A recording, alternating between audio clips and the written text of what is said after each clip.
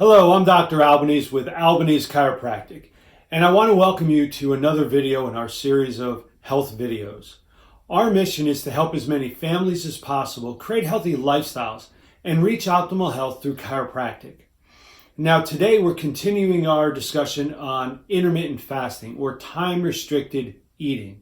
Now I'll use those two words interchangeably.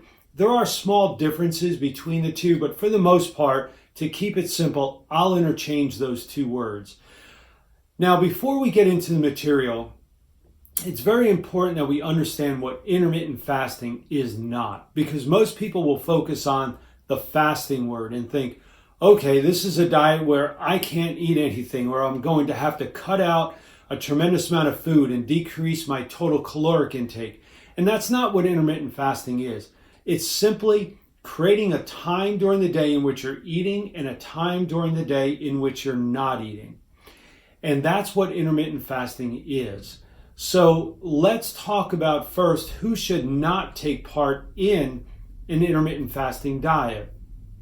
That would be women who are pregnant or breastfeeding, someone who has eating disorders or is extremely underweight, type 1 diabetics, and type 2 diabetics. I always recommend you consult your healthcare professional. There are great benefits in terms of insulin balance with this type of eating, but you do want to make sure you're doing it safely and effectively. So let's move forward now and talk about intermittent fasting or time-restricted eating. And there's basically two types of intermittent fasting diets. One would be long-term windows of not eating. This is when we're looking at more of a fast. So you might eat for 5 days and fast for 2 days during a week, or fast for 24 or 48 hours, longer periods of time. Now, this is not necessarily what I would recommend as a sustainable diet during the course of every day, but it is something that has tremendous health benefits, something that you would take part in intermittently during the course of a month or a quarter. So that would be longer periods of not eating. Now, let's look at the short-term, more sustainable diet within the intermittent fasting program, and that would be smaller windows of eating and smaller windows of not eating. And the most common would be a 16-8. 8 hours of a window of eating and 16-hour window of not eating. Or it could be a 24, where we eat for 4 hours and not eat for 20 hours. Some people may eat 1 meal a day or 2 meals a day. That would be considered OMAD or TUMAD. So these are the types of schedules that are very common, especially the 16-8. Now, in constructing an intermittent fasting diet, the first thing you want to look at is, what is my purpose? What is my goal? Now, I'll share with you my experience and what I do a little bit, just to give you a point of reference. My goal and my wife's goal would be to live a long, healthy, vibrant life.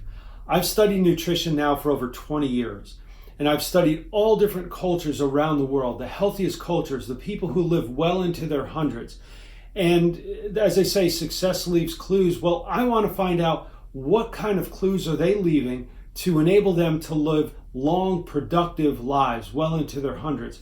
And a lot of that had to do with their diet, lifestyle, how we eat, move, and think. We'll get into that in other videos. But today we're focusing on diet, and that's one thing that brought us to an intermittent fasting diet. It's one of the healthiest forms of eating. It's how we're actually innately designed to eat. So that was my purpose, or my goal, and my wife's goal, to live a long, healthy life. You have to determine what is bringing you to look at changes in your diet. Is it to produce better health? Is it to lose weight? Is it to maintain a healthy weight? So first determine, why am I looking to change my diet? Now, the second thing you'll need to do is determine your window of time in which you eat and not eat. Your windows are very important. So for me, just to give you another example of why I do what I do, it's easier for me to talk from my second meal of the day, I'll call that dinner, and work backwards. My office hours, I see patients until 6 p.m. So I get home about 6:30, we eat dinner at 7. That's about the earliest we can eat. So from 7 to 7:30-ish is when I eat my second meal, or when our family eats. Once I'm done with that meal, I don't eat again until 1 p.m. the next afternoon. So my fasting window is about 17 hours. From 8 o'clock, I'll round it up to 8 o'clock all the way to 1 o'clock the next day. Then from 1 o'clock to dinner, my 7 o'clock meal, that's when my eating window is. Now I eat 2 meals a day. I eat my first meal at 1 o'clock and my second meal at 7 o'clock.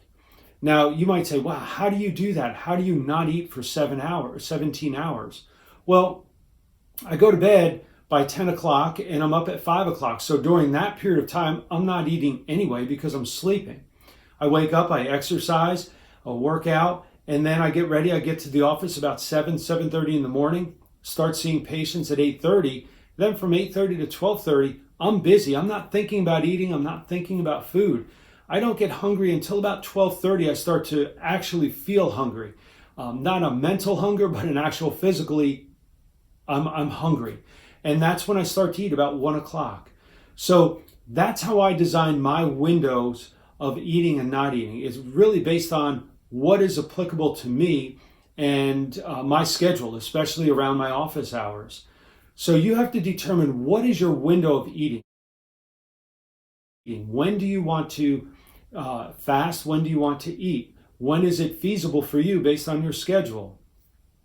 Then the next thing you'll have to focus on is how many meals are you going to eat a day? Are you going to eat 2 meals, 3 meals, 1 meal? I would recommend, if you're already eating 3 meals, continue with the 3 meals. Very important though, once you're done eating that meal, you don't eat anything in between your meals.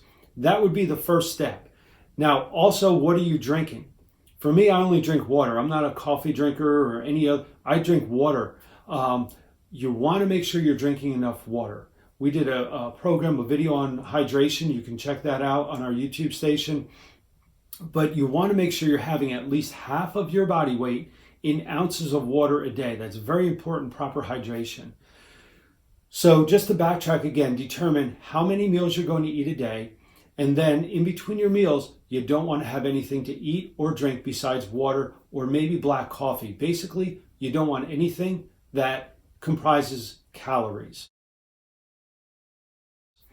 So when you're looking at starting an intermittent fasting program, determine what your goal is, your purpose for doing this. Second, determine your windows of eating and fasting. Third, determine how many meals you're going to eat. Make sure you stick to those meals. Don't have snacks in between. Drinking enough water, half of your body weight in ounces, and cutting out the snacks and the sweets and the drinks in between your meals. Now, the next couple of videos, we're going to really unpack when your meals should be, the timing of your meals, and the benefits of certain times during the day. We'll also talk about what should comprise your meals. So one thing that you may want to consider right now starting out is to make sure you're getting fiber-filled food. Having fruits and vegetables. You're going to get a lot of vitamins, minerals, phytochemicals, and the fiber is very important. And the healthy fats from avocado and foods like that. If you're going to introduce more fruits and vegetables, make sure you're having the fruits more earlier in the day than later in the day. Vegetables can be dispersed throughout the day, throughout your different meals. But the fiber is very important for many reasons, one of which you'll take longer to break down the fiber, so you'll stay full for longer periods of time. You'll have less hunger associated with the times between your meals. And that's a very effective way to make sure that you can sustain that time in between your meals. So I hope this helped you. On the next videos, we'll talk about, again, meal timing and the types of foods that are most beneficial for you and the overall health benefits of intermittent fasting. And there are many. So share this video with other folks. You never know how you're going to help someone. So share this with them. Go to our YouTube station, check out our other videos, subscribe and like our videos. We really appreciate that. We hope this information is beneficial to you. I'm Dr. Albanese. Until we see you next time, have a great day and be well.